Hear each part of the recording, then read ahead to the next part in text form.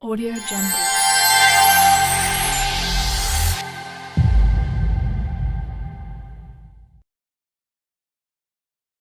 Assalamualaikum warahmatullahi wabarakatuh.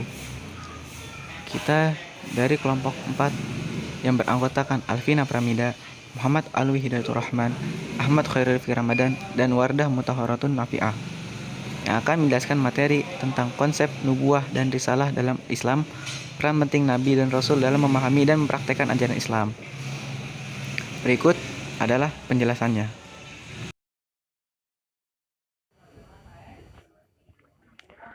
Konsep nubuah dan risalah dalam Islam. Untuk memahami konsep kenabian Islam, kita dapat mempelajarinya dari dua istilah utama, yaitu Nabi dan Rasul.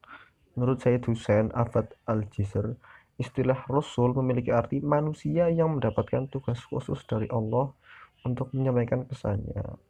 Rasulullah yang mendapatkan wahyu memiliki kewajiban untuk mengajarkan kepada umatnya. Sedangkan yang dimaksud dengan Nabi, yaitu manusia yang mendapatkan wahyu dan tidak memiliki kewajiban untuk mensiarkannya kepada umat manusia. Secara etimologi, kata Nabi berarti berasal dari kata an-naba, yang artinya berita yang berharga. Sedangkan secara terminologi, kata an-nabi memiliki makna seorang yang diberi wahyu oleh Allah. Adapun kata ar-rasul secara bahasa dapat diartikan sebagai pembawa berita, dan secara istilah berarti manusia yang diutus oleh Allah untuk menyampaikan berita khusus atau rahasia.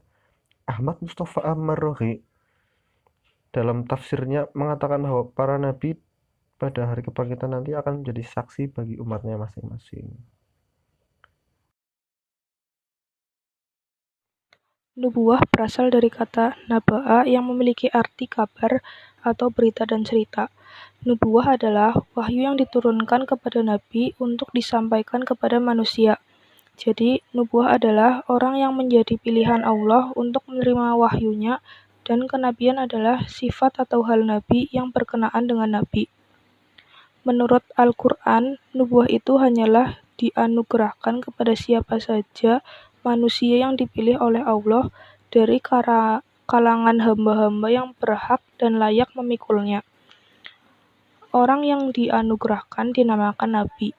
Nubuwah bukanlah sesuatu yang bisa diperoleh secara warisan atau melalui kekuatan atau darah keturunan dan kedudukan. B. Risalah. Secara etimologis, menurut para linguis, risalah berarti bangkit, hidup, dan terbentang atau memanjang. Dalam kamus fikih mengandung makna surat, keterangan, atau perintah yang dibawa oleh Nabi Muhammad SAW sebagai bukti kerasulannya. Risalah adalah ajaran-ajaran Allah Subhanahu wa Ta'ala yang disampaikan melalui perantara seorang atau beberapa orang rasul untuk mengatur kehidupan manusia dalam hubungannya dengan Allah Subhanahu wa Ta'ala, sesama manusia, dan makhluk lingkungannya.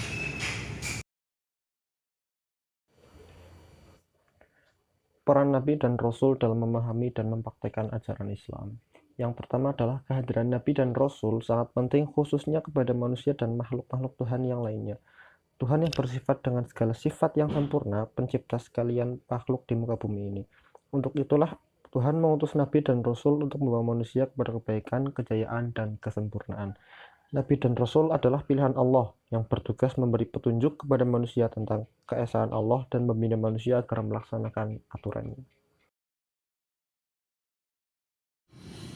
Selanjutnya, saya akan membacakan Quran Surat Al-Ahzab ayat 39. Bismillahirrahmanirrahim. Alladzina yuballiguna risalatillahi wa yakhshawnahu wa la yakhshawna ahadan illallah wa kafa billahi hasiba. Firman Allah yang berarti, ialah orang yang menyampaikan risalah-risalah Allah, mereka takut kepada dan mereka tidak takut kepada seorang pun selain kepada Allah, dan cukuplah Allah sebagai pembuat perhitungan. Quran Surat Al-Ahzab ayat 39. Para nabi Allah Subhanahu wa Ta'ala merupakan manusia yang memiliki sifat tawakal yang sangat tinggi. Mereka juga memiliki akhlak yang sangat mulia, keberanian yang tinggi, iman yang kuat, kemuliaan yang melebihi manusia biasa, serta ketakwaan yang kuat kepada Allah Subhanahu wa Ta'ala. Sifat-sifat mulia inilah yang dapat dipelajari dan dicontoh dari konsep kebenaran nubuwah. Sehingga untuk menjadi manusia yang mulia atau ulul albab, sudah seharusnya menerapkan sifat yang dicontohkan para nabi ke dalam kehidupan sehari-hari. Konsep Nabi dan Rasul berkaitan dengan konsep keadilan Tuhan, karena Tuhan yang Maha Adil yang menciptakan sekalian makhluk, terutama manusia. Nabi bertugas dan bertanggung jawab menyampaikan wahyu Tuhan.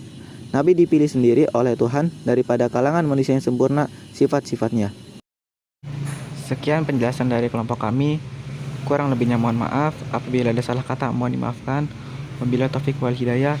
Wassalamualaikum warahmatullahi wabarakatuh.